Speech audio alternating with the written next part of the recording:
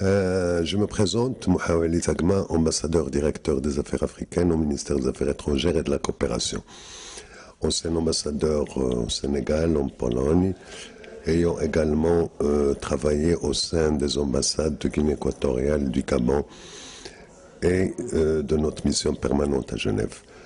Je suis très heureux de féliciter aujourd'hui l'Institut royal des études stratégiques pour tout ce qu'il entreprend en vue d'éclairer les décideurs sur un certain nombre de questions qui sont stratégiques pour notre pays. La thématique d'aujourd'hui était pertinente à plus d'un titre.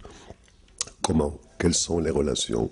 Quel est l'état des lieux des relations entre le Maroc et deux sous-régions africaines très importantes, à savoir l'Afrique orientale et l'Afrique australe? C'est un sujet complexe dans la mesure où ce sont deux sous-régions qui traditionnellement n'ont pas beaucoup de relations dans quelques domaines que ce soit, du même niveau que celle que le Maroc a en Afrique de l'Ouest, au Sahel et en Afrique centrale.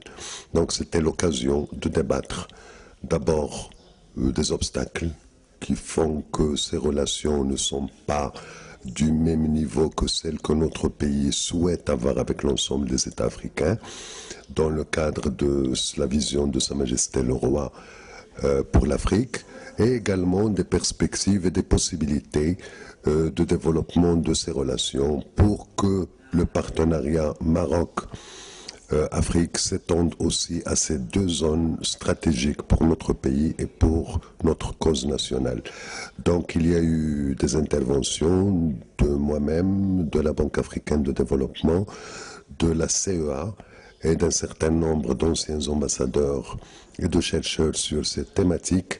Et je pense que l'on est sorti avec quelques recommandations. Le renforcement du positionnement du Maroc dans ces deux sous-régions très importante et stratégique pour notre pays, à savoir l'ouverture d'un certain nombre de représentations diplomatiques.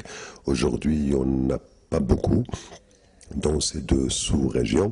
Ensuite, cibler un certain nombre de pays pour en faire des plateformes pour le rayonnement du Maroc.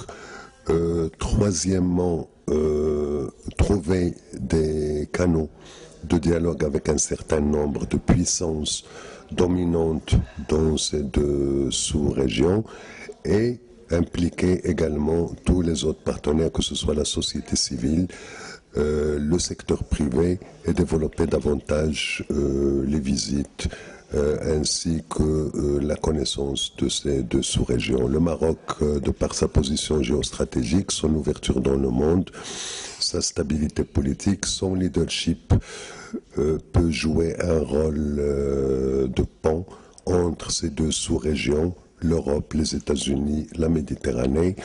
Bien entendu, il faut multiplier les canaux de dialogue, de coopération avec ces ensembles, et je pense que ça complétera un petit peu le schéma dans lequel s'est inscrit notre pays.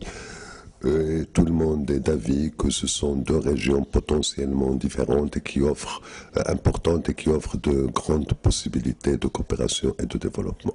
Voilà, merci.